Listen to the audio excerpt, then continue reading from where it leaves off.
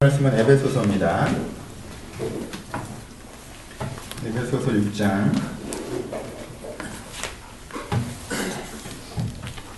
12절에서부터 14절 말씀입니다. 에베소서 6장 12절에서 14절 말씀. 안녕하세요. 네, 오늘부터 에베소서 말씀을 가지고 2, 3주 정도 함께 설교 말씀을 나누려고 합니다. 여러분들이 오늘 들으시고 또 본문을 좀 읽으시고 다시 들으시는 그런 시간으로 사용해 주셨으면 좋겠습니다. 교회 역사에 보면 금욕주의적인 흐름이 있는 거 기억하시죠? 그렇죠? 교회 역사에 이제 수도원적 영성에 대한 흐름들이 있습니다. 그래서 이런 거죠. 여자 섹스를 좀 문제시하고 먹는 것들을 좀 간단하게 하고 말을 줄이고 그리고 좀 이렇게 일상세계 도시에서 좀 나아가서 다른 숨어있는 지역에 사는 것, 그런 것들을 우리는 금욕주의라고 생각하는 것들이 있습니다. 그래서 이게 기독교에만 있는 것이 아니라요, 불교에도 좀 이런 흐름들이 있죠. 도시에 사는 것이 아니라 산에 살고 육식을 하지 않고 그리고 여성관계를 문제시기 생각하고 그리고 단순한 생활, 아침에 일어나서 저녁까지 대화를 많이 하지 않고 간단한 대화와 그리고 어느 정도의 노동 그리고 대부분의 기도, 이렇게 생활하는 것들을 되게 금욕주의적인 흐름으로 이야기하는 부분들이 있습니다. 그래서 사람들은 이렇게 생활하는 사람들을 조금 더 경건하다, 좀 영적이다 라고 보는 부분들이 있습니다. 가끔 한국교회에 대해서 이야기할 때도 목사님들은 결혼을 해서 좀 영적이지 않다라는 이야기를 하신 분들도 있는 것 같아요. 신부님들이나 스님들께서는 이렇게 좀 독신생활을 하시면서 영성생활에 집중하는데 결혼을 하면서 가정생활까지 하는 것은 좀 영적이지 않다, 얘기하는 견해들도 존재하는 부분들이 있습니다. 우리는 은연중에 이런 생각들을 좀 갖고 있는 것 같습니다. 조금 욕망을 절제하는 것들에 대한 삶을 살아가는 사람들이 조금 더 영적이고 그렇지 않은 사람들이 조금 더 영적이지 않다라는 생각들이 일반적으로 좀 있는 것 같습니다. 그렇죠? 지난주에 한 친구가 저한테 초밥을 사줬는데 제가 초밥 좋아하잖아요. 되게 별 생각 없이 가서 첫 번째 초밥을 입에 넣었는데 너무 맛있는 거예요. 오랜만에 굉장히 맛있는 초밥을 먹었네. 근데 초밥이 나오고 첫 번째 초밥을 먹기 전까지 그 친구가 저한테 무슨 얘기인가를 하고 있었어요. 자기가 요즘에 하고 있는 일들에 대한 무슨 얘기를 하고 있었는데 제가 그 얘기를 듣다가 초밥을 하나 입에 먹고 이 향에 깜짝 놀란 겁니다. 그래서 굉장히 천천히 씹어야 되잖아요, 좋은 음식을. 충분히 음미하면서 천천히 씹고 넘긴 이후에도 그 뒤끝의 여운의 향을 충분히 만끽한 다음에 좀 퓨즈를 두고 있었겠죠. 그러니까 그 친구는 제가 천천히 씹은 다음에도 가만히 있으니까 굉장히 집중해서 듣는다고 생각했나봐요. 그래서 이제 얘기를 멈추고 내가 무슨 얘기를 하길 기다렸겠죠. 그리고 그때 제가 이제 얘기했습니다. 야, 여기 진짜 맛있다. 그랬더니 그 친구가 식사하시고 진지한 얘기 나중에 하자고. 그래서 한 45분 동안 초밥에 대해서만 얘기 나누다가 식사를 마치고 얘기했던 기억이 있습니다. 얼마나 경건하지 않은 목사입니까, 그렇죠? 육체적 이 맛에, 탐식에 취해가지고 성도가 이야기하는 게 들리지 않는 집중성을 갖고 있는. 그렇죠? 우리는 이런 것들을 보면 좀 종교적이지 않다. 왠지 종교적인 사람은 맛있는 걸 먹어도 별로, 맛없는 걸 먹어도 별로, 좋은 걸 봐도 별로, 좋지 않은 걸 봐도 별로, 소유에 관심이 없고, 입는 거에 관심이 없고, 보이는 거에 관심이 없고, 외모에 관심이 없고, 먹는 거에 관심이 없고, 여자에 관심이 없고, 그리고 그런 거에 다 어떤 이런 욕망을 절제하면서 사는 것들 되게 종교적으로 얘기하는 분들이 있습니다. 하지만 기독교 정신은 그렇지 않다는 건 아시죠? 그렇죠? 이 사고에서는 뭐가 담겨져 있습니까? 육체는 경건하지 않는 것이고 육체와 다른 것들은 경건한, 영은 경건한 것이라는 생각이 담겨져 있습니다. 그러니까는 여기에서의 종교의 싸움은 뭐가 됩니까? 신앙생활의 싸움은 뭐가 되는 거예요? 혈과 육에 대한 싸움이 되는 거죠. 난 뭐랑 싸우는 거예요? 나의 육체와 싸우는 것입니다. 나의 피와 싸우는 거예요. 뭐와 싸우는 거예요? 종교생활이라는 게 나의 욕망과 싸우는 것을 생각하는 사람들이 있다는 것입니다. 많은 사람들이 그렇게 생각합니다. 종교라고 하는 것은 뭐와 싸우는 것이다? 자기의 육체, 자기의 욕망과 싸우는 것이다. 그래서 내가 갖고 있는, 먹고자 하는, 자고자 하는, 내가 건강한 관계를 맺고자 하는, 내가 소유하고자 하는 어떤 그런 욕망들을 다 억누르고 욕망으로부터 자유해지는 것, 다른 표현으로 육체로부터 자유로워지는 것이 경건이고 성숙이다라고 얘기하는 흐름들이 우리의 종교 내부에 엄연하게 존재하고 있습니다. 하지만 오늘 보면서 뭐라고 하십니까? 너의 싸움은 뭐의 싸움이 아니다? 너의 싸움은 혈과 육에 대한 싸움이 아니라고 말씀하고 계십니다. 여러분, 종교생활이라고 하는 것은요, 여러분들의 욕망과 싸우는 것이 아닙니다. 우리의 욕망을 문제시하고 우리 육신을 죄악시하고 우리의 욕망과 육신을 죄악시하고 문제시해서 이 욕망과 육신을 뛰어넘고자 하는 싸움은요 굉장히 어리석은 싸움에 해당됩니다. 그렇죠? 여러분 욕망에 대해서 우리가 어떻게 반응하는 것이 굉장히 좋다라고 항상 말씀드렸죠? 욕망에 대한 것은 건강한 충족이 가장 좋다라고 말씀드렸습니다. 그렇죠? 배가 찢어지게 먹는 게 아니라 그냥 웬만큼 배부르게 먹는 것. 허리가 부러지게 자는 게 아니라 기분 좋을 만큼 자는 것. 그렇죠? 내가 쓰러지도록 일하는 것이 아니라 내가 기분 좋게 그리고 최선을 다해서 일하는 만큼 일할 수 있는 것. 그렇죠? 이게 욕망이라는 건 건강한 성취 속에 있는 것이 좋은 것이지 과도하거나 모자라는 것은 좋지 않은 것이 경건이라고 말씀드렸습니다. 그렇죠? 욕망에 대한 싸움을 싸우는 것은 지나치게 그 욕망을 추구함을 말미암아 그 욕망의 하수가 되는 것은 문제가 있다고 얘기하지만 욕망 자체를 우리는 적대시하지는 않습니다. 여러분들이 육체를 적대시하시면요, 여러분들 욕망을 적대시하시면요, 무조건 집니다. 얼마만큼 쌓으실 수 있으세요? 처음에는 아침 금식, 그 다음에 3일 금식, 그 다음엔 40일 금식이에요. 그렇죠? 처음에는 그냥 적당하게 먹는 거, 적게 먹는 거, 그 다음에는 육식을 금하는 거, 그 다음엔 플루테리안까지 가죠. 열매만 먹는 거. 한국에서 정말 어려운 일이에요. 열매만 먹으면 과일이 얼마나 비싼데. 그렇죠? 욕망의 싸움을 싸우기 시작하면요, 사람들은 더를 요구합니다. 그러니까 나중에는 아무도 만나지 않고 골방에 들어가서 자기 어깨에 채찍질을 하는 것까지 가게 돼요. 그렇죠? 욕망의 싸움을 싸운다는 건요, 이길 수 없는 싸움을 시작하는 것입니다. 어디까지 안 먹어야 욕망을 승리한 거죠? 어디까지 잠이 안 자야 욕망을 승리하는 것입니까? 어디까지 사람들과 관계하지 욕망을 승리한 것이죠? 그건 경쟁적인 게 돼서요. 누군가 30일 금식했니? 그럼 난 40일. 너 40일 했니? 난 50일. 이런 식으로 갈 수밖에 없어요. 더 많이 욕망을 절제하는 사람이 더 성숙한 사람이라고 생각하는 순간 어느 점에 우리는 산에 들어가서 아무것도 하지 않고 풀뿌리를 켜놓는 사람이 가장 건강한 사람이라고 얘기하게 된다는 것입니다. 하지만 그럼 우리가 꿈꾸는 아름다운 인간형이라는 게 그런 사람인가요? 욕망을 절제하는 사람, 욕망을 억누르는 사람이 우리가 생각하는 이상적인 사람은 아니지 않습니까? 성경은 얘기합니다. 우리의 싸움은 혈과 육에 대한 싸움이 아닙니다. 그런 생각에서 자유하셨으면 좋겠습니다. 그럼 우리의 싸움은 뭐에 대한 싸움이라고 본문에 얘기하십니까? 우리의 시험은 혈과 육을 상대하는 것이 아니고 통치자들과 권세들과 이 어두운 세상의 주관자들과 하늘에 있는 악한 영들을 상대함이라 라고 얘기합니다. 무슨 얘기죠? 여러분, 이 네 가지는 칭의의 싸움이지 다른 네 가지를 얘기하는 것이 아니에요. 예를 들어 봅시다. 조선시대는 왕이 있었죠? 그쵸? 조선시대는 왕이 있었어요. 아, 나쁜 왕으로 해야 되나 좋은 왕으로 해야 되나요? 어설픈 왕으로 하면 요즘엔 광해죠. 그쵸? 광해가 왕입니다.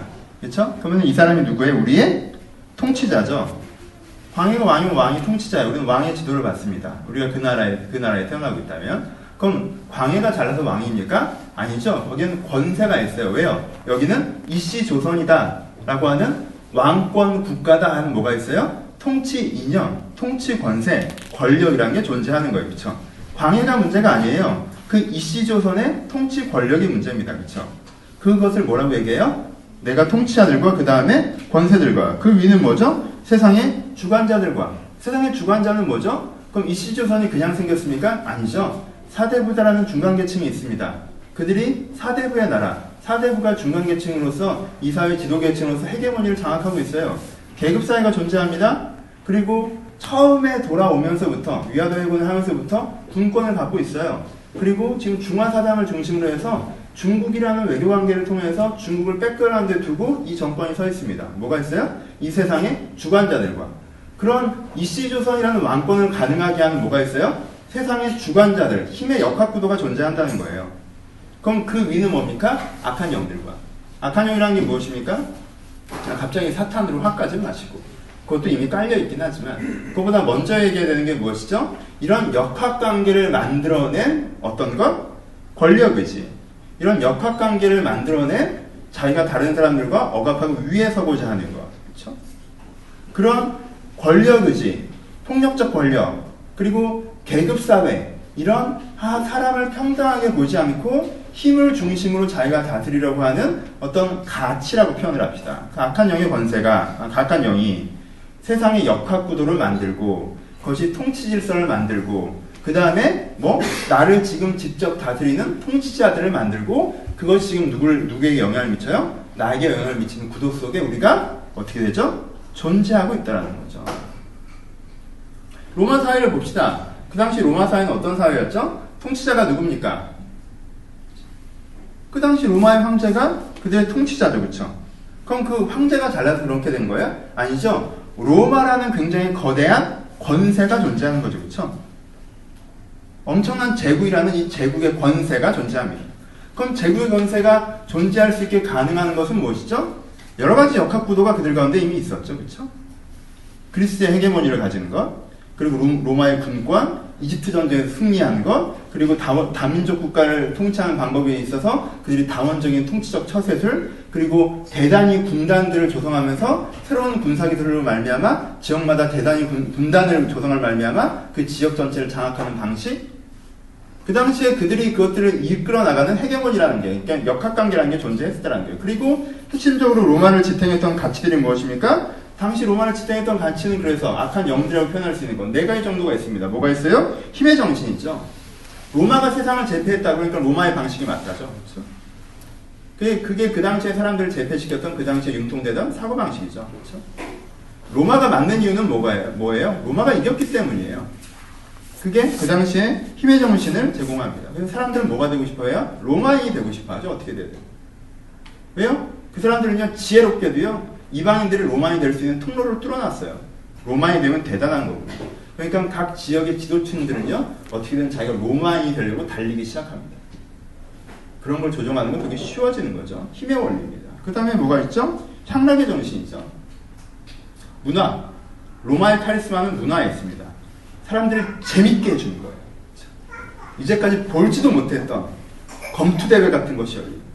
이런 자극적인, 그리고 향락 문화를 함께, 성적인 문화, 그리고 굉장히 스포츠 문화, 그리고 굉장히 이 로마인 것에 자부심을 느끼게 한 어떤 또래 집단의 문화들, 이런 걸 해서 사람들이 거기서 즐거움을 느끼게 해주죠. 옛날에 우리를 다스렸던 전통적인 랍비들보다, 바리새인들보다 이 사람들은 우리를 어떻게 해줘요? 재밌게 해줍니다. 향락의 정신이죠. 그리고 다원성의 정신이죠. 세계 질서를 주도해 나가려고 하니까 다 맞다로 가는 거죠. 유대의 신앙도 인정합니다. 뭐 하는 동안? 황제를 인정하는 동안. 뭐 하는 동안? 다른 나라에 자꾸 전도 활동하기 전까지는 서로 인정하며 나아가자는 게 다원성의 원리입니다. 그 당시 세상이 어떻게 되는 거죠? 힘의 원리, 향락의 원리, 다원성의 원리라는 기본 원리가 뭘 만들어요? 이 역학 구조를 만들고, 그 역학 구조가 권세를 만들고, 그 권세가 지도자를 만들고, 그 지도자가 나를 통치하죠. 이 속에 들어가 있습니다. 너무 상관없는 얘기 같나요? 로마 얘기, 역학구조 얘기, 조선왕조 얘기 하니까 너무 먼 얘기 같죠? 글쎄요. 여러분들은 어떻습니까? 우리는 어떤 시대에 살아가죠? 여러분들 다스리는 권세자들은 누가 있습니까? 권세자들이 없다고요? 대통령쯤은 우습다고요? 글쎄요. 여러분들은 대통령은 우습지만 여러분들은 회사의 상사는 무섭잖아요. 그렇죠? 우리는 대통령은 욕해요. 하지만 내 사수를 욕할 수 없습니다.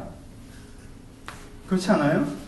내 실장, 내 팀장, 내 이사, 그 사람들이 누구예요? 여러분들의 통치자들이 되죠.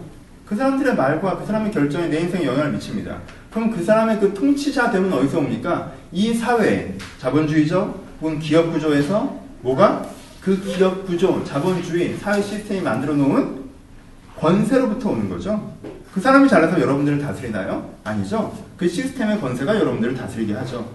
그럼 그 권세 이면에는 뭐가 있습니까? 역학관계가 있죠. 현재 자본주의, 그리고 민주주의, 그리고 대한민국 현재에서의 여러 가지 이 나라를 구성하는 역학관계 구도들이 현재 한국의 질서를 만들고 있죠. 그리고 그 위에 뭐가 있어요? 지금 한국 사회를 지탱하는 정신들이라는 게 존재하죠. 우리도 여전히 뭐가 있습니까? 그 당시에는 힘의 원리였다면 우리는 돈의 힘이기 때문에 돈의 원리가 있죠. 우리는 돈의 힘이잖아요. 로마는 박스 로마나에서 군대지만.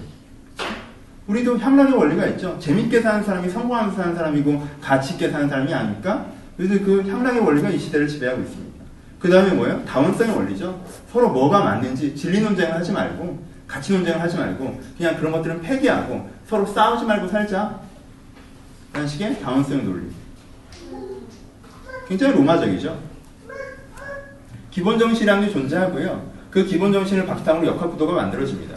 역학구도를 바탕으로 권세가 만들어지고요. 그 권세를 바탕으로 지도자가 만들어지고 그리고 그 지도자가 지금 여러분들을 괴롭히고 있는 거예요.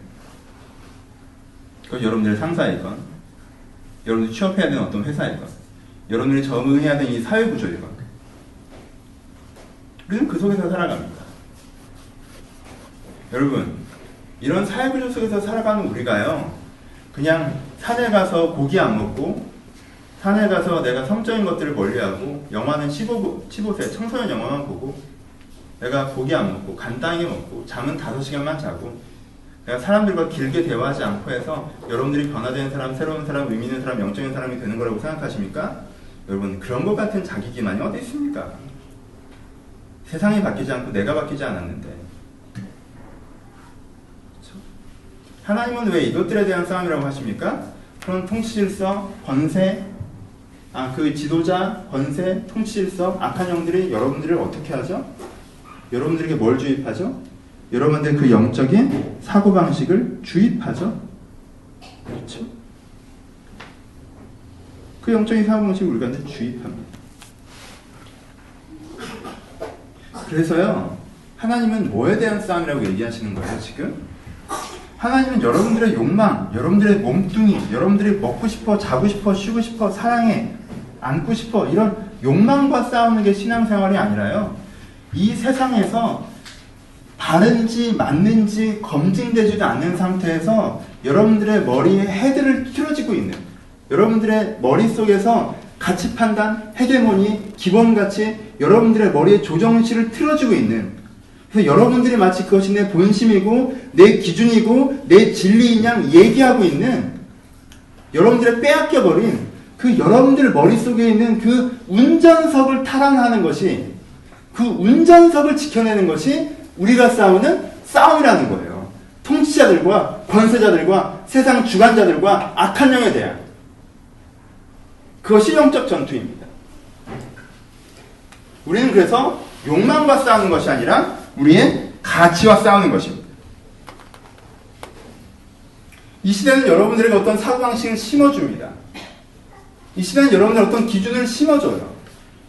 그 권세자들이, 그 지도자들이, 이 사회라는 지도자들이 여러분들에게 요즘엔 이렇게 살아야 되고, 요즘엔 이게 중요하고, 그러니까 이게 맞는 거고, 이게 틀린 거야 라고 여러분들의 생각을 집어넣습니다. 근데요, 그 생각이 나에게 집어넣어졌는지도 모르고 우리는 그 생각 속에서 살아갑니다. 그런 상태에서 육식을 좀 안 하신다고 영혼이 맑아졌다고 오해하지 마십시오. 그렇게 되는 것이 아닙니다. 우리의 싸움은 혈과 육의 싸움이 아닙니다. 이 시대의 주관자들과의 싸움이라고 얘기하고 계십니다. 그래서 바울은 뭐라고 얘기합니까? 이 싸움을 싸우기 위해서 너희 가운데 필요한 것이, 그래서 그러므로 하나님의 전신갑주를 입어야 되고, 이 싸움을 싸워야 되고, 악한 날에 능히 이기기 위해서 이 전신갑주가 필요하다고 얘기합니다. 설교를 2번에 끊어서 할 텐데요, 오늘은 그 전신갑주의 앞부분, 그런즉 너는 서서 진리로 너희 허리띠를 띠고 위에 호신경을 붙이고에 대해서 이야기를 좀 나누어 보려고 합니다. 전신갑주, 이 싸움을 싸워야 된다는 거죠. 그렇죠? 이런 세상에 이 시대 정신과 싸우는 것입니다. 세속적 가치와 싸우는 거예요. 그럼 여러분들이 뭐 해야 되는 거예요? 스스로를 무장할 필요가 있다고 합니다. 가끔은 전 이 비유가 팩트를 더 흐리게 한다고 생각합니다. 왜요? 우리는 지금 갑옷을 입는 그런 문화가 아니잖아요. 군대를 쉽게 접할 수 있는 문화가 아닙니다. 근데 그 당시는요, 아까도 말씀드렸던 것처럼 로마의 군단이 시대를, 지역을 다 장악하고 지배한 것이기 때문에 총독은 그냥 가는 거예요. 근데 그 지역에 하나의 군단이 머물러 있으면 그 군단 때문에 직소를 못하고 있는 거거든요. 그러니까 그 사람들에게 로마 군인이라고 하는 것은요, 가장 강력함의 상징이었고, 싸움을 하는 데서 가장 준비된 것의 상징이었고, 또 가까이서 볼 수 있는 존재였어요. 그러니까 이 비유가 굉장히 그 사람들에게 와닿았겠죠. 하지만 우리는 그런 게 없기 때문에 별로 안 와닿습니다. 그렇죠? 그리고 심지어는 우리는 이렇게 하나님의 전신 갑주를 입으라라고 얘기하면요, 중세시대 영화를 많이 보셔서 철인 28호 같은 이런 갑주를 생각을 합니다. 그렇죠? 이렇게 온몸에 철로 둘러싸고 막 이런 전신 갑주, 뭐 이런. 근데 그렇지 않고요. 여기서 전신갑주로 표현하면 어떤 사람의 갑옷을 얘기하겠습니까? 중세시대 갑옷이 아니겠죠? 로마시대 갑옷입니다. 로마시대 갑옷에 대한 영화는 보신 적이 많이 있죠? 일반적인 로마인들이 입는 갑옷이란 건 굉장히 경갑옷입니다. 그렇죠? 더운 지역이 많았고요. 가벼운 갑옷을 입습니다. 안쪽은 머리고요. 그냥 사슬로 된 옷을 입습니다. 그렇죠? 이렇게 딱딱한 철을 다 뒤집어 쓰는 게 아니에요. 사슬로 된 옷을, 그러니까 치마처럼, 원피스처럼 입습니다. 그리고 그 위에 뭘 해요? 그 위에 흉패 같은 거, 그렇죠?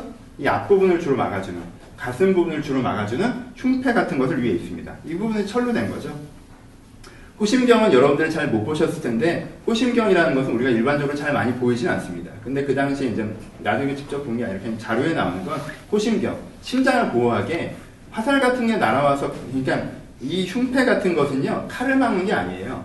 칼로 이렇게 치면요 이게 부러집니다. 안쪽으로 들어가요. 공격력을 약화시키긴 하지만 이 흉패를 붙이는 가장 큰 동기는 뭐냐면 화살 때문입니다. 그렇죠? 화살이 멀리서 날라온 화살은 갑옷을 못 뚫잖아요. 가까이서는 뚫을 수 있을지 모르겠지만. 근데 그 중에서 특별히 어디에요? 이쪽 부분은 두껍게 만듭니다. 왜요? 화살이 심장에 관통당하면 안 되기 때문에. 그래서 이런 걸 호심경, 심장을 지키는 거울이라는 표현이죠. 이 부분을 두껍게 만든 흉패의 부분들을 호심경이라고 표현을 합니다. 이렇게 있고요. 그 다음에 뭐 하죠? 간단히 그 다음에 허리띠 찹니다. 그렇죠? 그리고 밑에는 바지 맨살 나와요. 팔도 맨살 나오고요. 그렇죠? 허리띠 차고 거기에 칼 차고요. 그리고 이렇게 빨간색 이렇게 깃털 같은 거 보이는 모자 쓰고 그리고 발에 신발 신고 그럼 이제 이게 전신갑주예요. 우리 느낌은 약간 다르죠. 우리는 전신갑주 하면 워낙 되게 온몸이 살이 하나도 안 나게 약간 그렇게 생각하는데 이 느낌입니다. 이 톤을 한번 생각해 보시죠. 바로 이런 군인들을 가까이서 보기 때문에 이 군인들 같은 준비가 우리가 근데 필요하다고 얘기하는 것입니다. 첫 번째, 진리의 허리띠를 얘기하죠. 진리의 허리띠. 허리띠도 우리가 근데 마음에 안 와닿아요. 왜? 허리띠가 뭐 되게 중요하다는 느낌이 안 들잖아요. 근데 여러분 상상해 보십시오. 그냥 이렇게 상상해 보세요. 그 원피스 사슬옷을 입고요. 흉패를 그냥 한 다음에 칼을 들고 뛴다고 생각해 보세요. 허리띠 없이. 그럼 굉장히 섹시하겠죠? 원피스 입고 이거 덜렁거리고 이거 출렁거리고 칼은 들고 있어야 돼요. 그렇죠? 그러니까 허리띠는 뭘 상징해요? 허리띠는 이거 전체가 완성됐음을 상징하기도 하고요. 전체 뼈대를 상징합니다. 일단 사실은 저는 몸의 비유가 더 낫다고 생각하는 부분이 있는데 몸으로 표현한다면 이 갑옷의 허리띠는 몸의 척추에 해당되는 부분이죠. 그것 자체가 뭘 하는 건 아니지만 전체를 어떻게 돼요? 틀을 세워주는 거죠. 그렇죠? 척추가 무너지면 사람이 무너지잖아요. 허리띠가 없으면 갑옷 전체가 틀어지죠. 그런 개념에서 진리의 허리띠, 갑옷의 허리띠. 우리는 안 와닿아요. 그러니까 이 비유가 좋은 비유가 아니라는 거예요. 현대에서는. 하여튼 진리의 허리띠라고 하면 차라리 여러분들 몸에 진리를 여러분들 척추라고 표현하는 게 저는 차라리 더 와닿을 것 같기도 한데 그만큼 중심을 세우는 것을 표현합니다. 이 싸움을 싸우려면 뭐로 해야 된다? 진리로 중심을 세워야 된다고 얘기를 합니다. 그리고 두 번째 뭘 얘기하죠? 의의 호심경을 얘기하죠. 아까 얘기했죠? 가장 중요한 것을 방어하는 건 뭐다? 의여야 한다고 얘기합니다. 의는요, 의로운 행동을 얘기하는 게 아닙니다. 의 자체, 기준을 얘기하는 거예요. 그쵸? 간단히 연결시켜 봅시다. 그러니까 우리가 이 싸움을 싸우기 위해서 가장 필요한 게 뭐라는 거예요? 이 가치전쟁, 이 시대정신이랑 싸우려면 여러분한테 두 개가 있어야 되는 거 뭐예요? 여러분한테 진리를 알고 있어야 되고 그 진리가 여러분들 뭐가 되고 있어야 돼요? 기준이 되고 있어야 된다는 얘기죠. 그렇죠? 진리, 팩트. 이게 진짜 맞는 거야. 팩트가 있어요. 진리가 있어요. 그럼 그 진리로 뭐가 생겨져야 돼요? 그러니까 내가 이렇게 해야겠구나 라는 기준이 세워져야 되는 거죠. 이렇게 되면 말이 너무 떠요. 그러니까 진리에 대해서 예를 들어봅시다. 너무 깊게 들어가지 말고 오늘은 진리 자체에 대한 얘기를 하는 건 아니니까. 지난주 설교에 11초 설교를 간단하게 했었죠. 그렇죠? 그래서 진리를 뭐라고 했어요? 간단한 11초 설교에 나타나는 진리는 뭡니까? 우리는 세상에 소비자가 아니라 생산자로 참여해야 된다. 그러니까 뭐가 돼요? 진리가 되죠. 그렇죠? 규정하는 거예요. 인간은 세상에 소비자가 아니라 생산자여야 된다는 진리가 들어옵니다. 그 진리가 들어왔어요. 그럼 그 진리를 통해서 뭘 만듭니까? 의를 만들죠. 기준을 만들죠. 그러니까 나는 내게 주어진 자산 가운데 일부는 세상을 세우는데 사용해야 한다라는 기준이 세워지는 거죠. 그렇죠? 그래서 진리와 의가 있는 것을 얘기하는 거죠. 이게 뭐로부터 우리를 막아줘요? 시대정신으로부터 우리를 막아주죠. 당연하지 않아요? 자연스러운 얘기죠. 시대정신은 뭐예요? 돈을 많이 모으는 거예요. 시대정신은 뭐예요? 잘 쓰는 게 좋은 거예요. 그런 시대정신이 날라오는데 그 시대정신이 날라올 때 내가 그 시대정신을 막는 방법은 뭐예요? 이미 내 안에 진리와 의, 내 안에 시대정신과 다른 하나님으로부터 온 나만의 가치가 제대로 세워져 있으면 그 시대정신에 의해서 흔들리지 않을 수 있다고 얘기하는 거예요. 그렇죠? 그러니까 어떤 면에서는 이 비유는요, 짧은 길을 좀 돌아가게 하기도 해요. 하지만 간단한 얘기입니다. 여러분, 우리의 싸움은 뭐에 대한 싸움이에요? 이 시대에 여러분들을 조정하려고 하는 시대정신과의 싸움이 우리의 영적 전쟁의 핵심입니다. 그럼 여러분들이 뭘 준비해야 됩니까? 내가 그럼 바른 진리가 무엇인지 알고 그 진리로 말미암아 기준들을 세워나고 있을 때 내가 이 세상에 먹혀버리는 것으로부터 자유해질 수 있는, 내 심장이 꿰뚫리지 않을 수 있는, 내 척추가 무너지지 않을 수 있는, 하나님부터 바로 설 수 있는, 나를 보존할 수 있는 것이 가능하다는 것이에요. 이렇게 되면 너무 철학적인 대화처럼 가니까 예를 간단히 들어봅시다. 우리는 그냥 너무 뜬 얘기를 하려고 하는 건 아니니까요. 실제적인 얘기를 좀 해보죠. 진리 자체에 대한 얘기가 아니기 때문에 지난 설교를 예를 찾고 드는 것입니다. 지난 설교에 들었어요. 아까 얘기했죠. 두 가지. 하나, 두 가지를 세웠다. 나는 세상의 소비자가 아니라 생산자다. 내 자산의 일부를 세상에 나아진 데 사용하면서 살겠다. 라는 진리와 의를 세웠어요. 설교를 들으면서 진리를 들었습니다. 진리하고 인정이 됐습니다. 그것 때문에 나름대로 의를 세웠어요. 때려 모임 때 그런 얘기를 하고요. 나름대로 그런 기준을 세웠다고 결정했습니다. 저녁 때 친구들이랑 약속이 있었어요. 재밌게 대화를 합니다. 밥도 먹고요. 맥주 한잔 하고요. 이렇게 얘기를 하는데 한 명 친구가 나오는데 굉장히 잘 나가는 애예요. 좋은 집에 살고 좋은 직장에 살고 연봉도 나보다 2배 정도이고 집도 나보다 3배 정도이고 그런 애가 나를 살살살살 무시하는 게 느껴지네요. 그럼 기분이 점점 나빠지겠죠? 무시라는 화살이 날아옵니다. 여러분들의 심장을 향해서, 여러분들의 기준을 향해서, 여러분들의 진리를 향해서 무시라는 화살이 날아오네요. 근데 그렇게 무시를 당하다 보니까 내 속에 뭐가 차올라요? 두 가지 마음이 차오르죠. 내가 몇 년 뒤에 너보단 잘 나간다. 그리고 집에 돌아가는 길에 내가 잘못 살았나? 쟤는 저만큼 가는데 난 뭐 한 거지? 이렇게 되는 순간 난 뭘 받아들이기 시작한 거예요? 그 사람이 쓰는 기준과 가치가 싹 나한테 들어온 거죠. 심장이 관통되는 거죠.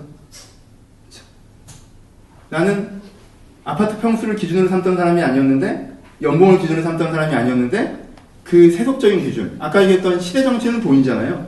돈이라는 화살이 쫙 날아왔을 때 나는 세상의 생산자이고 나는 이 역량을 누군가를 위해서 사용하고 이런 생각할 이유가 없어. 왜? 난 쟤보다 돈이 적거든요.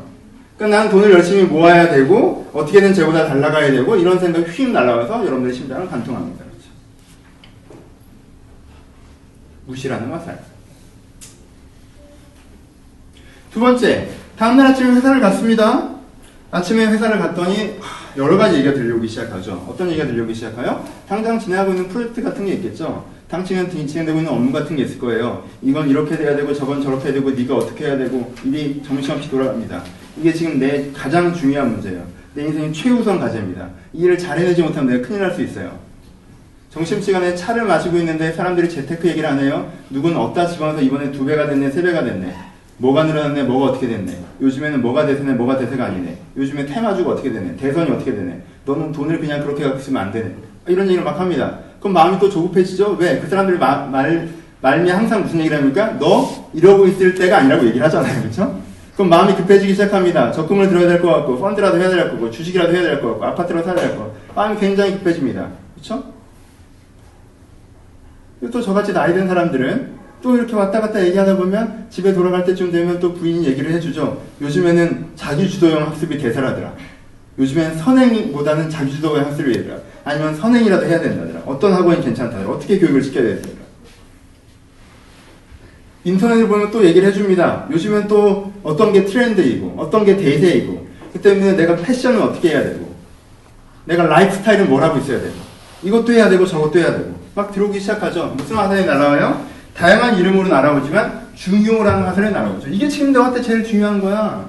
직장 일을 똑바로 하는 게 네가 오늘 닥쳐진 이 문제를 해결하는 게 네가 재테크를 하는 게 교육을 이렇게 하는 게 연애를 이렇게 하는 게 소개팅을 이렇게 하는 게 네가 지금 나이가 몇인데 결혼에 대해서 준비는 안 하고 내가 결혼 준비 이렇게 해야 되고 저렇게 해야 되고 그런 얘기가 막 날아오기 시작합니다. 그러면 이 사람이 어떻게 되죠? 아무 생각이 없어집니다. 뭐 외에는? 그 생각 외에는. 저 같은 아저씨들은 교육 끝나는 거예요. 그냥. 좀 젊은 남자들은 재테크 끝나는 거예요. 결혼 안 하셨습니까? 결혼하면 끝나는 거예요. 결혼하셨습니까? 아파트 하면 끝나는 거예요. 어디 살지, 뭘로 거기를 채울지 끝나는 거예요. 중요한 화살이 날라옵니다. 그러면요, 난 당면된 일을 하기 위해서는요, 다른 걸 신경 쓸 수 없는 사람이 되어버리죠. 집에 퇴근하고 돌아오면 어떻습니까? 퇴근하고 돌아오면 아내가 있고요, 아이가 있고요, 혹은 부모님이 계시고요, 형제들이 있고요. 다 이렇게 돌아보면 여러분들 나이쯤 되면 어때요? 여러분들 그들한테 받는 입장이에요, 주는 입장이에요? 주는 입장이죠? 그럼 저 같은 아저씨들은 무슨 생각이 들기 시작해요? 재테크고 연봉이고 저놈보다 잘나고 다 필요 없고 내가 한 달에 10만 원만 더 벌어와서 얘 학원이라도 하나 더 보내겠다. 내가 내 부인한테 옷 한 벌 못 사줬구나. 내가 한 30만 원으로 더 벌어서 얘 먹을 거라도 사주고 입을 거라도 입혀야지. 내가 내 부모한테 용돈도 못 주고 살았네. 우리 어머니 고생하셨는데 내가 진짜 내년까지는 밍크라도 하나 해드려야 될 텐데, 차라도 한 대 사드려야 될 텐데. 이쯤 되면 낮에 했던 생각들이 되게 쓸데없는 생각처럼 느껴집니다. 그게 뭐가 중요해요? 당장 내가 50만 원, 100만 원으로 더해서 이 사람들 돌보는 사랑이라는 화살이 날라오죠. 왜요? 그 사람들이 또 요구하지 않습니까? 그럼 그 사람들이 뭐가 되는 거예요? 나의 새로운 기준이 되는 거죠. 부모님이 원하시는 거, 어머니가 원하시는 거, 아버지가 원하시는 거, 아내가 원하는 거, 아이가 원하는 거, 애인이 원하는 거, 친구가 원하는 거. 아, 그게 맞는 것 틀린 걸 떠나서 걔가 그렇게 하겠다고 하는데, 하자는데 어떻게 안 한다고 그러나, 어떻게 안 해주나, 그 정도 해줄 수 있잖아. 해줘야 되지. 주변 사람한테 그렇게 하고 사는 게 뭐 행복이지 뭐. 그럼 걔네들이 날 또 좋아해 주잖아. 그게 새로운 기준이 됩니다. 자기 전에 책이라도 한 권 뽑았네요. 그래도 사람이 이렇게 도태되면 안 되잖아요. 책을 뽑았습니다. 제목이 이렇습니다. 나는 결심하지만 뇌는 비웃는다. 어떻게 원하는 것을 얻을 것인가. 생각버리기 연습. 보통 밤에 잠깐 읽는 책들이죠.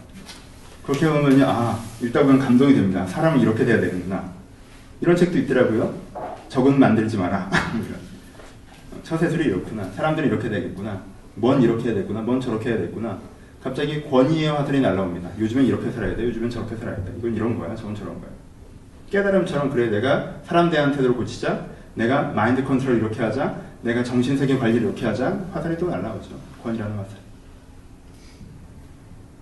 그리고 불을 끄고 누웠습니다. 잠들기 전에 한 가지 생각을 하죠. 다 됐고 잠이나 좀 푹 잤으면 좋겠다. 욕망이라는 화살이죠. 가치화돼. 다 귀찮고 누가 나를 딱 열흘만 그냥 어떻게 동남아 비치 같은 데 누워있게 해줬으면 좋겠다. 이렇게 24시간이 흘러간 다음에 이 사람은요, 어제 설교가 뭔지 절대 기억하지 못합니다. 어제 설교를 듣고 자기가 어떤 생각을 했는지도 절대 기억나지 않습니다. 그리고요, 그렇기 때문에 내가 무엇을 이렇게 해야겠다라고 했던 생각들은요, 이 사람 마음 가운데 깨끗하게 사라집니다.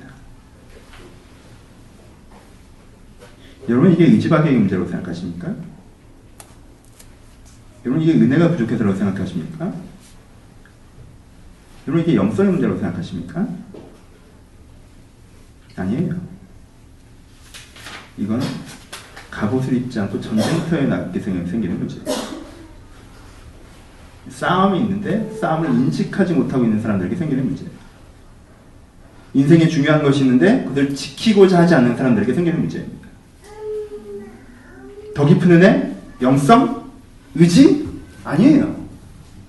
여러분들이 얻는 건 의지력이 아닙니다. 여러분들이 얻는 건 성령의 능력이 아니에요. 여러분들이 얻는 건 깊은 은혜나 영성이 아닙니다. 여러분들에게 얻는 건 이것이 싸움이라는 인식, 그것이 얻는 것입니다. 우리는 이것을 싸움이라고 인식하지 않고요, 굉장히 내 마음과 내 생각에 대해서 리포터 같은 태도를 유지합니다. 관방자 같은 태도. 어제는 이런 생각을 했었는데 오늘은 이런 생각이 드네. 어제는 되게 하나님 뜻대로 뭔가 해보고 싶은 생각이 있었는데요, 오늘은 그냥 이것만 하고 싶은 생각이 들었어요. 그래서 전 이러려고요. 근데 저녁에는 또 그것도 귀찮네요. 전 저러려고요. 저러려고 했는데 아침에 가니까 또 이 말을 들으니까 또 팔랑기랑 또 이것 같네요. 이런 생각이 또 드네요. 또 이러려고요. 여러분들의 생각에 일관성이 있습니까? 내 생각에 일관성. 근데 일관성 없는 내 생각에서 진짜 내 생각을 지키려는 태도를 갖는 것이 아니라, 내 참된 생각을 지키려는 태도를 갖는 것이 아니라 그냥 내 생각의 변화를 리포터처럼 내가 읊어주면 되는 듯한, 내 생각에 대해서, 내 컨트롤 타워에 대해서 스스로 관망하는 태도를 가져버리는 것. 그것이 우리 가운데 있는 문제라는 것입니다. 여러분들 어떻습니까? 여러분 설교를 듣고 가서 친구들이랑 몇 마디 듣다가 든 생각, 아침에 회사 가서 얘기하다가 든 생각, 오후에 내가 또 가족들 만나서 든 생각, 책 읽으니까 든 생각, 그리고 이제 자려니까 또 피곤하니까 든 생각, 이렇게 화살 6, 7방 날라온 대로 여러분 심장이 그렇게 팡팡팡팡 관통해버리시면 그럼 무슨 은혜를 줘도 살 수 없습니다. 여러분이 반복적으로 가치적인 죽음을 경험하고 있지는 않습니까? 내가 이런 가치를 갖고 있는데, 이런 기준을 갖고 있는데, 하나님 앞에서 내가 이걸 진리라고 믿는데, 이런 걸 진리라고 믿기 때문에 내가 이런 기준으로 살겠다고, 사실 그게 내 진정한 입장인데, 내 삶의 현장에서, 내 생활의 중심에서 내가 자주 내 가치적인 죽음을 반복적으로 경험하고 계시지 않습니까? 그럼 여러분들에게 필요한 건 방어입니다. 여러분 있는 가치를, 여러분 있는 기준을 방어하려고 하셔야 돼요.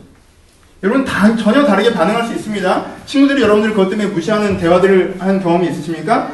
쟤는 많이 변했구나. 쟤 대학 때는 안 저랬는데 굉장히 수학적인 기준을 쓰네. 좀 안타깝다. 쟤한테 좀 깊이 있는 고민이 좀 필요할 텐데. 제가 교회를 나가거나 좀 인문학이 있거나 뭔가 삶에 대한 고민이 필요할 텐데 아쉽네. 여러분 이러고 올 수 있어요. 전혀 내 마음 흔들지 않고. 여러분 아침에 정보가 써져 나오십니까? 하나님 오늘도 나에게 일의 현장과 기회를 주셨는데 이것들을 하나님 앞에서 잘 해내길 바랍니다. 주어진 일들 성실하게 할게요. 그리고 친구가 이런 정보를 해주네. 내가 아이를 가르치는 기준은 이건데 이런 교육 방법이 있어? 그건 나랑 맞지 않는 거야. 신경 쓰지 않아. 나는 내가 돈을 관리하는 방법과 기준이 이건데 거기에 좋은 방법이 있어. 그런 장기 투자와 건강한 투자라면 내가 할 필요가 있겠다. 그건 내가 하지. 하지만 그런 식의 테마적 어쩌고저쩌고 내 기준이 안 맞아. 그건 난 관심 없어. 어떤 정보가 들어오건 여러분들 폴더로 정리하셔서 흘려보낼 건 흘려보내고 도움받을 건 도움받고 도전받을 건 도전받게 그렇게 지낼 수 있습니다. 오후에 집에 돌아오셨는데 가족들이 뭘 해달라고 합니까? 여러분의 기준이 명확하시면 그래 내가 받는 월급에서 네가 이런 거 이렇게 부족한 거 알아. 하지만 우리 입장에서 이 정도는 풍족하지 않니? 그러니까 이만큼은 그래도 다른 사람이 있어 나누고 이만큼 우리가 이렇게 쓰자. 내가 쓰는 거 어느 정도 포기하고 널 위해서 내가 이 정도 할게 라고 얘기할 수 있습니다. 그 사람들한테 휘둘리지 않을 수 있어요. 자식에게, 남편에게, 아내에게, 여자친구에게, 친구에게 휘둘리지 않을 수 있어요. 야, 내 기준은 이러니까 이렇게 내 마음과 진실을 표현할게. 그러니까 네 기준이 그러니? 하지만 미안한 부분이 있지만 이건 이러니까 이건 이렇게 하자. 라고 얘기할 수 있습니다. 책을 읽으셨는데 여러 가지 이야기들이 나오니까 이건 내가 생각하는 가치도 굉장히 참조할 만하다. 이 부분은 좀 문제적인 사고이구나. 이런 발상은 진짜 여기서부터 우리가 다른 거고 이 부분이 내가 맞는 거야. 여러분들 생각을 정리하고 강화하는 데 도움될 수 있습니다. 그리고 잠들 때 하나님 내 하루를 돌아보니 하나님께 주신 진리를 내가 지키고 기준들을 세워나가면 삶의 현장에 그 기준들을 구체화시켰고 몇 가지는 실천했고 그러지 않은 사람들 보면 안타까워도 했고 그렇지 못한 부분들을 내가 다시 한번 연습하기도 하며 하루를 보냈습니다. 주님 오늘 하루 참 보람 있는 하루네요. 내일도 잘 부탁드립니다. 그렇게 잠들 수 있어요. 그렇게 다 정신없이 사는 게 아니에요. 다들 그렇게 사는 게 아닙니다. 그렇게 사는 게 맞는 게 아니에요. 그 중심을 잡고 여러분들의 기준과 여러분들의 진리를 지켜내며 여러분들이 꿈꾸는 방향으로 살 수 있습니다.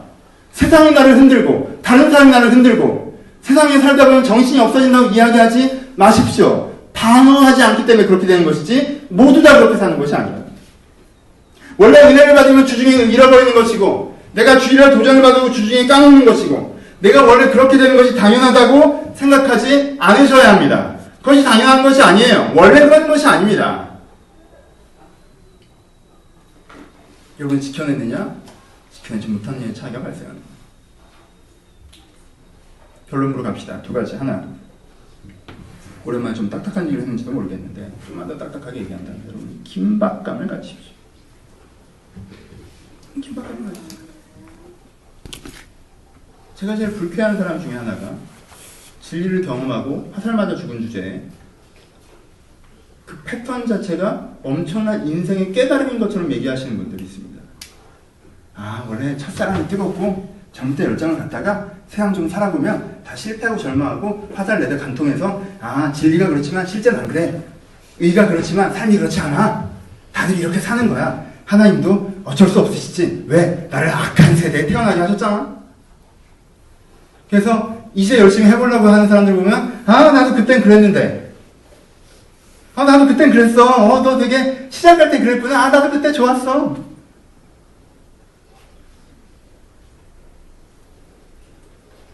화살 맞아 죽은 게 자랑이 아니에요. 안 맞아도 죽고 성벽까지 기어 올라가서 지금 깃발 흔드는 사람들이 안 보이십니까? 호신병을 가지고 흉패를 가지고 갑옷을 입고 내 주변에서 세상적인 가치에 머리가 관통돼서 쓰러지고 가슴이 관통돼서 쓰러져도 하나님의 가치와 기준을 지켜나가면서 성벽을 길어오는 사람이 한 명도 안 보이세요? 지금 깃발을 흔드는 사람이 없는 것 같습니까? 변하는 사람들이 없는 것 같아요?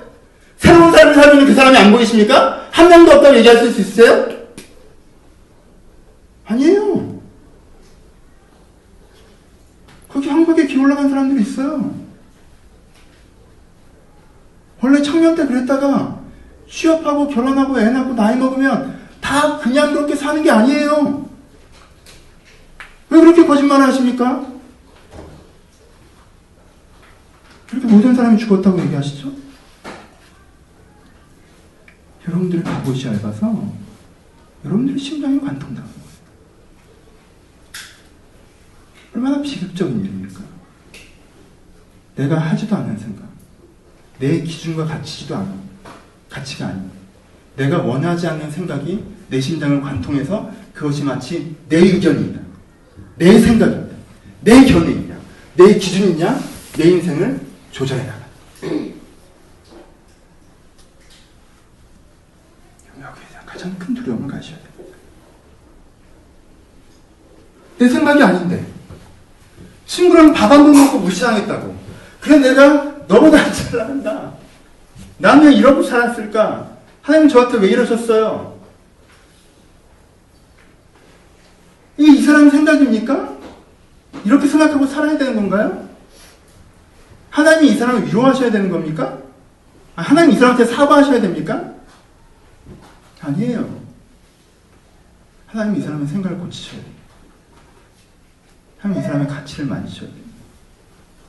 하나님 이 사람과 함께 다시 한번 일어나셔야 돼요. 하나님 이 사람에게 사실은 인생이 그렇게 되는 게 아니라고 이야기하셔야 돼요.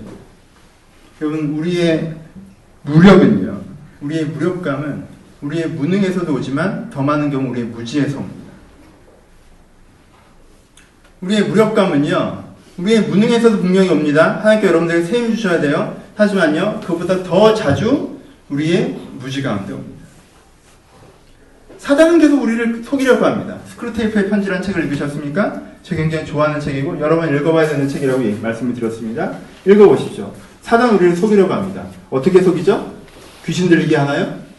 갑자기 용으로 나타납니까? 아니요. 사단은 여러분들의 생각에 다른 논리와 새로운 기준들을 던져놔서 여러분들이 그것을 받아먹게 합니다. 그래서 여러분들이 원래 갖고 있던 생각, 원래 갖고 있던 기준, 여러분들 마음가운데 진심을 동의하는 진리, 이런 걸 부정하고 다른 생각의 기준으로 여러분들을 살아가게 만든다는 것입니다. 여러분들이 여기에 대한 긴장감과 적대감을 가셔야 됩니다. 그럼 결론, 그럼 우리가 어떻게 해야 됩니까?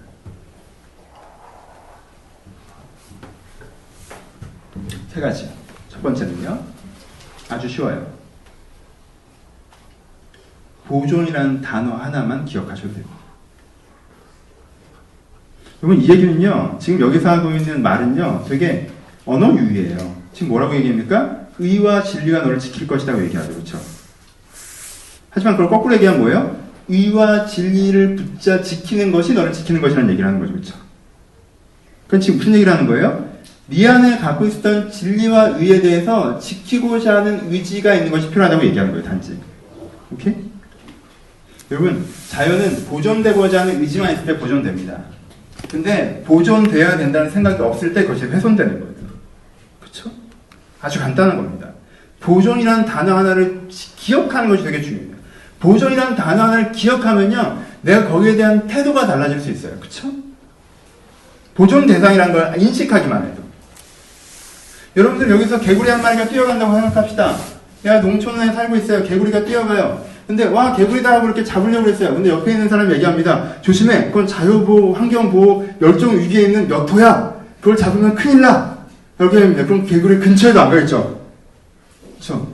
멸종생물을 건드리는 되게 인류의 해악이 되는 존재가 되면 안 되잖아요. 이건 보존 가치가 있는 거잖아요. 그렇죠?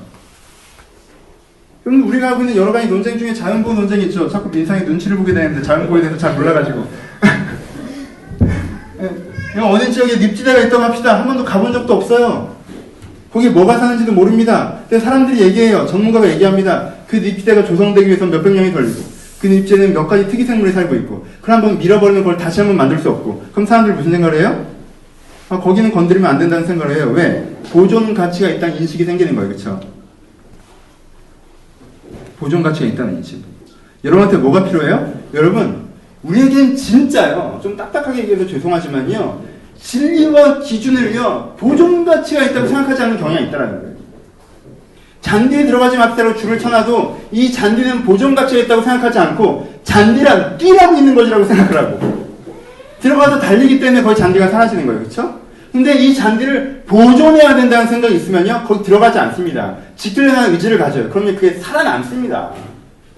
여러분들에게 진리가 없습니까? 있죠? 하나님께서 여러분들 말씀하신 그래도 인간은 이렇구나. 내가 이렇게 살아야 되는구나. 깊고 심오하지 않아도 내가 오늘날 이걸 해야 되는구나. 내 당면바지는 이거구나. 내가 이걸 지금 기준으로 세워서 내가 지금 이걸 해야 되는구나. 하나님께서 여러분들 얘기하신 진리와 이의가 있습니다. 그렇죠? 근데 그게 어떻게 돼요? 사라지죠. 왜? 보존하지 않기 때문에 그렇습니다. 보존한다는 것은 무엇입니까? 보존한다는 것은 특별히 보호한다는 뜻입니다. 보존하려는 의지를 갖는다는 거예요. 그게 훼손되고 하려면 막는다는 거죠. 그쵸? 누군가 성공에 대한 이야기를 할 때, 성공에 대한 얘기를 하네? 저 생각을 하면 내 가치에 대한 의지는 사라질 거 아니야? 그러니까 난 저런 생각을 받아들이지 말아야지. 왜? 이걸 보존해야 되니까. 어렵습니까? 어렵지 않습니다. 보존해야 된다는 인식만 있으면 보존할 수 있습니다. 이걸 그냥 내버려두면 이게 사라지네? 정기적으로 내가 무슨 조경을 하듯이, 정기적으로 내가 화분을 돌보듯이 이걸 좀 챙겨줘야 돼. 그럼 내가 이 생각을 보존하기 위해서 정기적인 시간, 내가 하루에 30분, 아니 일주일에 30분, 아니 한 달에 1시간이라도 시간을 갖고 이 생각을 다시 한번 리마인드 하자. 이 마인드를 다시 한번 기억하자. 내 마음에 새겨놓자. 이게 보존이죠. 그렇죠? 어떻게 하면 됩니까? 보존하려는 의지만 있으면 됩니다. 전 박찬호가 불교도지만 그게 존경스러운 부분이 그 부분입니다. 옛날에 다큐멘터리를 봤더니 자기가 마이너리그에 있건 어디에 있건 아침에 매일 일어나서 자기가 생각하는 굉장히 중요한 자기에게는 진리이고 기준인 의인 두 구절을 읽고 그것을 자기 입으로 반복하고 거울에 자기에게 얘기하고 그렇게 함으로 그것으로 자기 마음을 지켜나간다고 했습니다. 뭐 하는 거예요? 그것이 진리성 여부에서 논쟁은 떠나고 우리가 기독교도라 그걸 얘기할 수는 없겠지만 하여튼 그 불교에 나는 그 한 구절이 그 스스로 진리하고 얘기할 때 그 사람은 최소한 불교도시지만 뭘 잘하고 계신 거예요? 보존을 잘하고 계신 것이죠. 자기에게 주어진 깨달음, 자기에게 진리라고 붙여졌을 때 그걸 자기의 삶 속에서 보존하고 있다는 것입니다. 왜? 오늘 아침에도 내가 이걸 잃어버리면 이것이 훼손당할까봐. 내가 이게 훼손당하면 내가 믿는 진리와 의로 살아가지 않고 사람들이 하는 얘기 이러면 넌 끝났어. 그냥 돈만 많이 벌었으니까 쉬어도 돼. 네가 왜 그걸 그렇게까지 해야 되니? 난 사람들의 이야기 어떻게? 자기가 관통당할 수 있기 때문에 자기를 지켜내기 위해서 자기가 갖고 있는 의와 진리를 지키는 거죠. 오케이?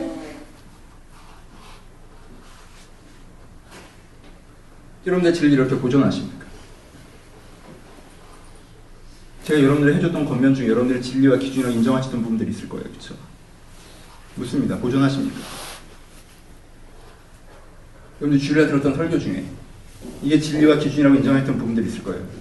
여러분들 보존하십니까? 그 생각과 그 기준들이 여러분들에게 다른 생각이 들 때까지만 그 자리에 있지는 않습니까?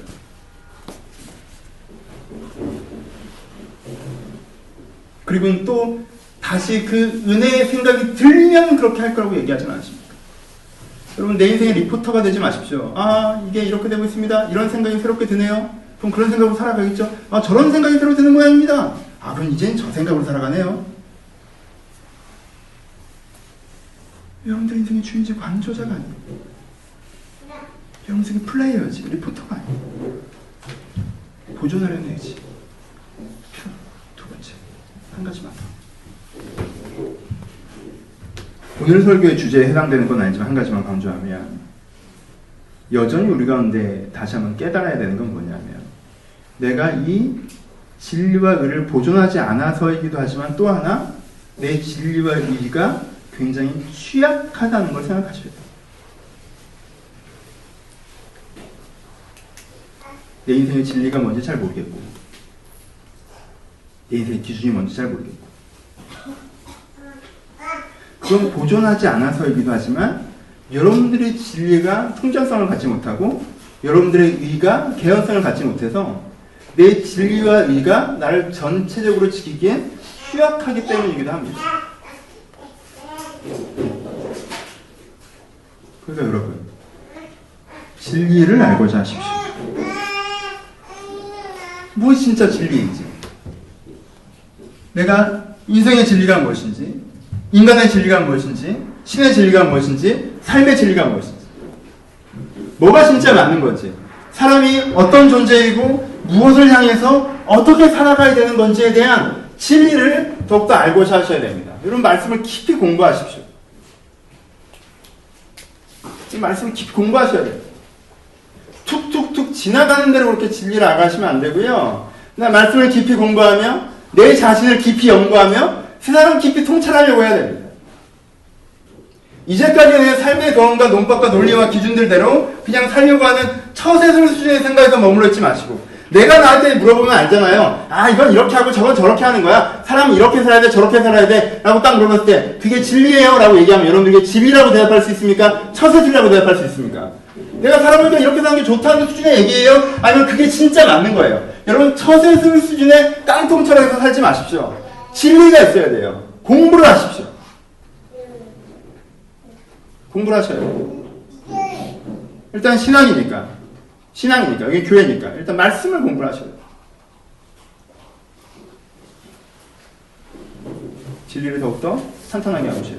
첫 번째 보존하기, 두 번째 진리 자체를 탄탄하게 하기, 세 번째 같은 얘기지만 좀 더 구체적으로 얘기하면 오늘의 프랙티컬에 집중하십시오. 저는요, 요즘 제 마음에 저는 얼마나 좀 깊은 진리가 있잖아요. 난 진리를 좀 알 거 아니야. 그쵸? 하지만요, 그게 다 떠오르지 않습니다. 요즘에 나를 떠오르는 게 뭐예요? 요즘에 나를 지켜주는 오늘의 실습이 있어요. 하나님은 요즘에 저에게 주로 하시는 말씀, 하나님께 요즘 나에게 가장 많이 하시는 말씀이 있어요. 그쵸? 두 가지 프랙티컬이 있습니다. 하나는 뭐냐면 제 개인적인 경우에, 제 개인적인 경우에 네 인격의 성숙에 집중하라는 거예요. 그 얘기를 계속 하십니다. 그래서 저는 중심 문장으로 삼습니다. 사람을 대할 때, 내가 목회에 대해서 지나치게 치우치려고 할 때, 혹은 내가 지나치게 편히 쉬려고 할 때, 내가 내 자신에게 묻습니다. 내가 이게 성숙된 인격으로서 내가 이렇게 해야 되는 것이. 내가 말을 할 때, 내가 실수를 했을 때, 실수를 회복할 때, 내가 성숙된 인격이 되려면 내가 이걸 어떻게 해야 되는 것인가. 나한테 뭐가 있는 거예요? 가늠자가 생기는 것입니다. 하나님께 요즘에 나에게 얘기하시는 의죠. 내 진리에 기반해서 나에게 얘기하는 기준입니다. 요즘에 너는 이 기준을 더 중요시해야 된다고 말씀하시는 것이 있어요. 그렇죠? 그것이 저에게 기준점이 됩니다. 저한테 뭐가 돼요? 의의가 되는 거죠. 제가 일을 할 때나, 사람을 만날 때나, 개인 기도를 할 때나, 다른 쪽으로 생각이 너무 흘러가려고 하면, 나는 성숙한 인격을 향한 그 무엇을 지금 갖고 있는가 스스로 묻습니다. 거기에 대해서 잘하고 있는가, 잘하지 못하고 있는가, 하고 있는가, 하지 않고 있는가, 그 기준을 볼 때 내가 이걸 하는 게 맞는가, 하지 않는 게 맞는가, 이걸 해야 되는가, 해야 되지 않는가, 결정해요. 내 것에 집중되어 계셔야 돼요. 지금 내 이슈에 대해서, 지금 내 과제에 대해서, 지금 나에게 집중해야 될 진리와 의에 대해서 내가 집중할 수 있어요. 그것이 있습니다. 막연한 문장어가 아니라 여러분들이 직접 있을 거예요. 전 두 가지에 집중해 있습니다. 하나는 이것이고 또 하나는 이것과 연결된 거예요. 똑같은 얘기죠. 하나님께서 요즘 해주는 얘기에 집중해야겠다는 생각을 합니다. 하나님께서 지금 나에게 해주는 얘기에 집중하고, 전요 되게 못해서 내가 똑똑해요. 제가 판단합니다. 이건 좀 이런 것 같은데, 저건 좀 저런 것 같은데, 요즘엔 좀 이렇게 하고 싶어, 요즘엔 좀 저렇게 하고 싶어 라고 하면요, 하나님께서 나에게 세미한 음성으로 좀 이런 건 저렇게 하는 게 좋지 않겠는 어떤 도전들을 주셔도요, 확 무시하는 경향이 있습니다. 그게 제 고질병이에요. 나만 그런 건 아니겠죠. 우리의 고질병이겠죠. 하지만 제가 고질병이에요. 왜? 지가 잘났다고 생각하는 사람들 그런 고질병을 꼭 갖고 있어요. 고질병이에요. 그러니까 그 고질병인 걸 지적하세요. 하나님께서 뭔가 얘기를 하실 때 무시하는 게 얼마나 무례한 건지. 하나님께서 뭔가 얘기하실 때 그걸 내가 내 입장에서 합리화하거나 변론해버리는 게 얼마나 어리석은 건지. 그것이 요즘에 제가 갖고 있는 프랙티컬한 진리의 척도입니다. 이 기준을 지키자. 하나님께서 뭔가 얘기하면 거기에 예민하자. 내가 이 인격 성숙이라는 걸 집중하자. 여러분, 이 두 가지의 호신경만 딱 차고 있어도요, 이 두 겹의 호신경만 딱 차고 있어도요, 무슨 생각들을 쏘는데 무시를 당할 때도 있고, 사람이 날 띄워줄 때도 있고, 요즘에 이렇다고 트렌드를 얘기할 때도 있고, 내 컨디션이 어떨 때도 있고, 주변에서 나한테 쏘는데 이 두 가지, 두 겹에만 있어도요, 그것이 나를 꿰뚫지 못합니다. 그게 나를 꿰뚫지 못해요. 그 생각이 들어올 때, 아, 내가 이게 잘못된 생각이 나에게 들어오고 있구나, 내가 깨달아지고요. 그 생각에 들어오기 시작할 때, 내가 그것이 지하철이건 어디이건 잠깐 눈을 감고 묵상하면서, 하나님, 내가 이 생각에서 자유해지길 바란다고 선언할 수 있게 해줘요. 그리고 그때 하나님께서 제 생각을 지키십니다. 그럴 때 내가 일정 기간 가치적인 생존을 하다가 죽어나가서 내 인생의 흐름이 툭툭툭 끊어지는 게 아니라 내 인생을 쭉 인도하신 하나님의 그 개연성이 발생하기 시작해요. 그리고 그것이 신앙 성장에 가장 필요한 것입니다. 프랙티컬에 집중하셔야 돼요. 말씀 마치겠습니다. 오랜만에 좀 딱딱한 설교를 했어요. 영적 전쟁, 전신갑주 딱딱한 거잖아. 그쵸? 다음 주에 한 번 더 할 거예요. 오늘이랑 좀 달라요. 왜냐면 다음 주는 평안에 예비한 복음의 신을 신고 믿음의 방패, 훨씬 부드러운 얘기입니다. 이번 주 설교로 한 번 더 그러시겠구나 생각하지 마시고 결론 갑시다. 여러분 하나만 기억하세요. 저는 오늘 한 가지 얘기를 했습니다. 사단이 여러분들을 하나님으로부터 뺏어가려고 한다면 여러분들의 욕망을 가져가겠습니까? 여러분들의 감정을 가져가겠습니까? 여러분들의 가치관을 가져가겠습니까? 생각을 해보세요. 사단이 여러분들을 하나님에서 뺏어가려고 한다면요, 여러분들이 일반인에 비해서 욕망이 좀 왜곡된 사람? 예, 그것도 하나님을 향해서 나가는데 해롭죠. 일반인에서 정서적으로 불안정한 사람? 예, 하나님에 나가기 좀 어려울 거예요. 하지만요, 하나님이랑 다른 가치 기준을 쓰는 사람, 이 사람은 이미 사단의 영토입니다. 그렇죠? 저는 성경 공부할 때 깃발의 얘기를 합니다. 어떤 가치 기준을 쓰느냐? 대한민국 영토에 꽂혀있는 태극기, 대한민국 헌법을 가치의 기준으로 쓴다는 표현입니다. 헌법에서의 오른쪽은 죄이고 왼쪽은 의다. 기준은 대한민국 헌법이다. 내 마음속에 있는 하나님의 나라, 하나님의 영토, 하나님의 깃발, 여기서는 하나님께서 맞다고 하는 것이 맞고 하나님께서 틀리다고 하는 것이 틀리다. 그런데 내가 하나님의 뜻을 싫어하네, 하나님 뜻대로 다 못하네, 하나님의 뜻을 내가 자꾸 반역하네, 죄송하다. 이건 성숙의 문제죠. 그렇죠? 근데 깃발 자체가 이 맞고 틀림의 기준이 하나님이 아니라 이 세상이 요즘에 여러분들이 정해져. 이 권세자들과 주관자들과 이 세상에 약한 영이 전해지는 게 이들의 마음의 기준에 꽂혀 있다면 거기서는 무엇인가를 할 수가 없습니다. 그렇죠? 전 법정 스님을 존경해요. 무서워요. 얼마나 아름다운 것입니까? 하지만 우리가 그분을 존경하는 이유가 그분이 아무것도 가지지 않았기 때문입니까? 그가 무소유로서 표현하는 그의 가치 때문입니까? 저는 수도원에서 수도 생활하시는 수도사분들 존경합니다. 저는 결혼하지 않고 신부님으로서 어떤 신체적인 접촉으로서의 정서적 격려를 전혀 받지 않은 상태에서 하나님의 영혼의 경로로만 사역하시는 신부님들을 존경합니다. 하지만 제가 그분들을 존경하는 이유는 그들의 금욕 때문이 아니라 그들의 가치 때문입니다. 그렇죠? 좀 오해하지 마세요. 금욕은 신앙이 아니에요. 기독교는 원래 금욕을 안 하죠. 하지만 한국 교회는 금욕 같은 걸 좀 갖고 온 것 같습니다. 술, 담배 하는 사람, 미성숙한 사람을 생각하는 사람, 모태솔로가 더 영성이 깊다고 생각하는 의견들. 그러니? 금식 기도를 얼마나 많이 했는가 그 사람 영성을 오해하는 말들. 그 오해에서 걸어 나오십시오. 우린 지금 혈과육의 싸움을 하는 것이 아닙니다. 내가 술, 담배 좀 안 하니까? 내가 어떤 음란하고 방탕한 생활에 치우쳐져 있지 않으니까? 내려도 무슨 일 있어도 주일하는 교회에 내가 도장을 찍고 있으니까? 우리는 혈과육의 싸움을 하는 것이 아닙니다. 정사와 세상과 주관자들에 대한 싸움을 하는 것입니다. 그러니까 묻습니다. 여러분은 지금 무슨 가치를 쓰고 계십니까? 무슨 생각을 하고 계십니까? 무슨 기준을 쓰고 계십니까? 여러분은 지금 하고 있는 생각이 내 생각이라는 오해를 버리십시오. 여러분들. 지금 여러분들이 내가 그 생각을 하고 있으니까 그게 내 생각이라고요? 아니에요. 누군가 집어넣는 생각이 많아요. 그러니까 진짜 여러분들의 생각은 진짜 내 생각으로 내 머릿속의 생각을 돌이킬 수 있는 게 진짜 내 생각입니다.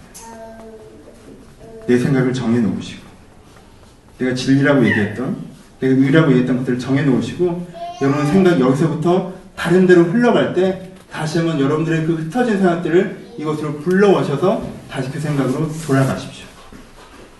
그것이 여러분들을 지키는 것입니다. 이 싸움을 싸우십시오.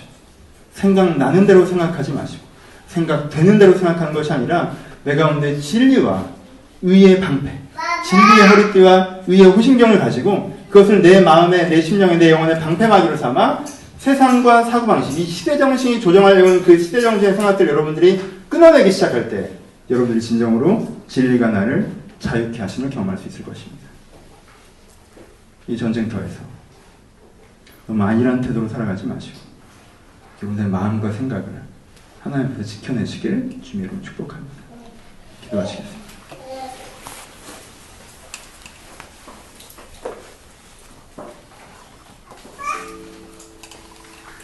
여러분들 잊어버리지 마세요. 여러분들이 내 생각을 어떻게 할 수 없잖아요. 그럼 이미 여러분들은 여러분들의 주인이 아닌 거예요. 사단의 종되는 겁니다. 악한 영의 종되는 거예요. 그렇죠? 내가 내 생각을 조정할 수 없다면, 내가 내 생각을 만들어갈 수 없다면 그럼 내가 내 인생의 주인이 아닌 거죠. 이 시대가 여러분들을 만들어가고 있고 주변 사람들이 여러분들을 만들어가고 있고 그럼 내가 아니잖아요. 그렇죠? 내가 나를 살아야 되지 않겠습니까? 기도하셨으면 좋겠습니다. 하나님, 제가 정말 약한 영의 권세에서 자유하게 하여 주옵소서. 무슨 심리주의적인 얘기를 하는 게 아니에요. 하나님, 이 시대 정신에서 자유하게 하여 주옵소서. 나는 자꾸 돈으로 나를 평가하고 사람들의 평가로 나를 평가하고 주변 사람이 보는 어디 살고 뭘 갖고 있고 어느 위치에 있고 직업이 뭐 어떻게 생겨 결혼을 했고 안 했고 이런 걸로 평가하고 이 시대의 생각에서 내가 자유하게 하여 주옵소서. 내가 하나님께서 주시는 평가, 하나님께서 주시는 기준을 내 마음 깊이 품게 해야 된다. 여러분들 지금 갖고 있는 여러 생각을 들여다보시면서 그것이 하나님의 생각이 아니면 거기서 자유하기를 선언하시면서 같이 묵상하는 고백하는 기도를 선언하고 기도하시겠습니다. 하나님, 내 마음과 생각 가운데 자유를 주시고 한 번만 더 기도하실 때 아까 분명히 말씀드렸습니다. 여러분 당면 이슈가 분명히 있습니다. 여러분들 지금 지켜야 되는 그 진리가 있어요. 여러분들 지켜야 되는 그 의의가 있을 것이고 하나님께서 말씀하신 게 있을 거예요. 그것이 기도를 시작하는 것일 수도 있고요. 그것이 여러분들 어떤 가치를 끊어내는 것일 수도 있고요. 어떤 행동을 시작하는 걸 수도 있고요. 어떤 행동을 멈추는 걸 수도 있습니다. 여러분들 분명히 아십니다. 모르지 않으실 거예요. 여기 있는 분들의 대부분이 아실 것 같아요. 여러분 그걸 시작하셨으면 좋겠어요. 하나님, 주여 제가 그것들을 무시했던 것들을 용서하시고 내가 그것에 집중하기를 소원합니다. 한 가지 더, 저에게만 해당되는 얘기는 아닐 것 같아요. 저는 그것을 정말 집중하려고 합니다. 하나님의 의견을 무시하지 않고 이런 마음 가운데 세미하게 울리는 주의 음성을 무시하지 않기로 결정하십시오. 어떻게 우리는 이렇게 주의 자녀라고 하면서 주의 의견을 무시하는 일이 느껴져 있을까? 하나님, 주여 내 마음에 울리시는 그 음성을 내가 무시하지 않겠습니다. 신뢰하겠습니다. 여러분들 갖고 있는 그 당면까지 하나님, 제가 이것은 의의 기준을 내가 세워야겠고 이것은 내가 진리라고 내가 마음에 기억해야 될 텐데 이것을 내 마음에 깊이 새기게 하여 주옵소서. 이것을 잃어버리지 않게 해달라고 여러분들 개인의 기도 제목을 가지고 한 번만 더 기도하고 제가 기도를 마치겠습니다. 기도하겠습니다. 하나님, 이들 가운데 있는 문제가 있습니다. 이들 가운데 하나님 아버지, 저는 왜 이렇게 실패에 익숙하고 당연해졌는지 은혜를 받고 가치를 알고 진리를 알고 기준을 세우고도 그것이 무너지는 게 당연한 것처럼 그것을 잃어버리는 게 당연한 것처럼 그것이 내 인생에 적용되지 않는 게 당연한 것인 것처럼 패잔병의 의식으로 내 삶을 망치고 있었음을 저는 회개합니다. 주님, 저에게 다시 한번 진리가 가르쳐지는 것이 중요한 것이 아니라 내 가운데 이제 이미 가벼운 그 진리가 내 안에 지켜지는 것이 중요하다고 저한테 고백하오니 나에게 이미 말씀하신 그 진리와 그 의의가 나에게 지켜지게 하여 주옵소서. 그것이 나를 지키려면 내가 그것을 지켜야 되는데 내가 의와 진리를 지키면 의와 진리가 나를 지킬 것인데 내가 그것을 함부로 여김으로 다른 세상의 생각들이 나를 관통하여서 시대정신과 주변 사람의 기준과 상황과 여건에 떠밀려가는 인생을 살게 됨을 주 앞에 회개함으로 고백하오니 내가 의와 진리를 지킴으로 그런 떠밀려가는 삶에서 자유해질 수 있도록 주님께서 축복하여 주옵소서. 하나님, 그러면 제 가운데 기도가 회복되어야겠습니다. 제 가운데 기억의 장소가 마련되어야겠습니다. 주여, 내가 이것을 보존하고자 결심하며 보존의 터를 만들어야겠습니다. 이 마음마다 보존의 터를 향한 작은 결단들이 있게 하셔서 이들 마음에 이미 뿌려진 그 진리의 씨앗들이 잘 자라나갈 수 있도록 주님께 축복하여 주옵소서. 이 교회에 뿌려진 이 진리의 씨앗, 이 교회에 뿌려진 이 의의 씨앗도 저희가 함부로 여김을 하며 훼손되고 사라지지 않게 하시고, 이 교회가 사탄의 화살에 관통되는 교회가 되지 않게 하시고, 이 교회가 하나님의 진리와 의를 지켜내는, 그리고 진리와 의로 말미암아 지켜지는 교회가 될 수 있도록 주님께 축복하여 주옵소서. 우리 가운데 일하실 주님을 기대하오며, 이제 우리 주 예수 그리스도의 은혜와 하나님 아버지의 사랑하심과 성령님의 교통하심이 하나님의 말씀 위로 말미암아 살기를 소원하는 모든 심령 가운데 이제부터 영원토록 함께 있을지어다. 아멘.